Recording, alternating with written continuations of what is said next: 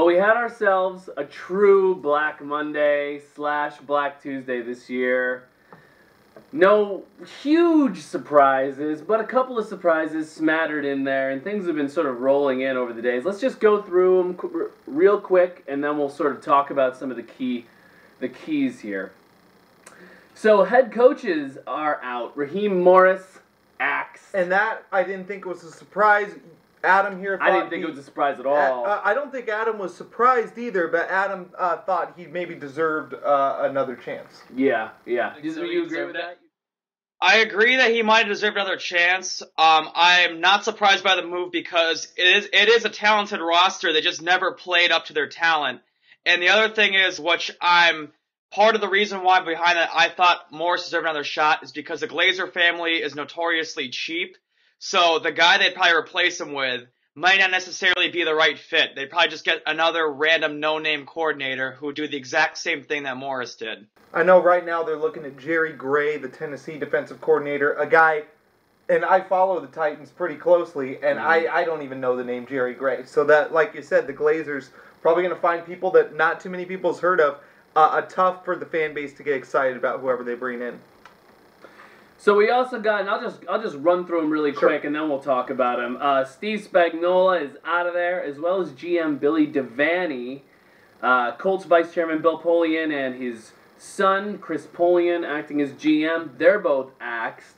Head coach still intact though, and Bears a couple of semi moves.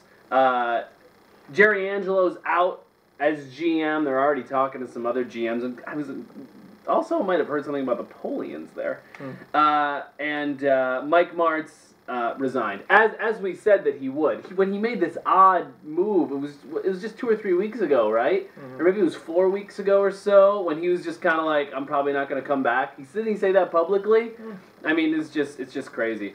Why don't we talk about the Bears first? Because they're sort of on my mind. Now, Mike Martz is obviously a talented offensive coordinator. However, I can't help but think that this is good for Chicago, from my perspective, because I feel like they had a big problem balancing their run and pass plays. I got sick of criticizing the Bears every week for not giving the ball to their top 3 running back in the league. But at the same time, what do you say? It was probably the most difficult season ever for Chicago. I mean, the worst turning point. Do you guys like this? I mean, obviously it wasn't the Bears' choice to get rid of him, but do you think this is going to favor the Bears in the long term or hurt them? Well, I really liked what the Bears did when they were healthy. They looked awesome offensively, both in the passing game and the running game. They were doing things extremely well. They were giving the ball to Matt Forte. He was 50+% of that offense. Well, it was on and off at the beginning of the season because they got off to a really rough start, and then they started to hit their stride. What this does to me is brings question marks. When you have your players back to health next year, when you got Jay Cutler and Matt Forte, if they decide to pay him, when you bring them back next year, they're going to be going with a new offensive coordinator, new offensive system. We'll see how they take to that. So I think that's the interesting question with this. Because they looked pretty good in Mike Martz's system. What about from a general manager standpoint, A-Roz? I understand why they fired this guy, because as long as he's been there, his best move was bringing Jay Cutler in, no questions asked. But when you look at be there as long as he has, and the receivers are still as mediocre as they have been. Yeah, Johnny Knox is a decent deep threat. Devin Hester's good in open space. But really, is there a single guy in that entire roster you look at saying, holy crap, this guy's an absolute game changer? No, there isn't. Jr., man. Yeah. He'll burn you up. So, honestly, and then also the offensive line. They have nobody in the wide receiving core. And not to mention poor offensive line as well. Yeah. They've had that problem for years, and they still couldn't address it. You look at the draft history for this team when Angelo was the GM, there are whiffs all over the place, especially in the first round, where it's most noted for anybody in the NFL. They look at your first-round picks probably more than any of the others, and he struck out on more often than not. So I completely understand why they fired this guy. I think it was needed that they had to go in a different direction. So they got a lot of question marks to fill on this team. Of course, on the offensive side of the football, the receivers, but also look at the defensive side. As good as this team's been the last 5 to 7 years, Their window of being great is closing.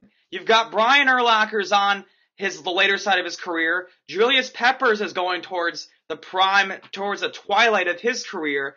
Even Lance Briggs. So they've got two very good all-pro linebackers. But other than that, they have got nobody else in that linebacking core. They're very thin on that defense, and they need to restock that. So how they're going to do in the next two drafts are going to be very interesting.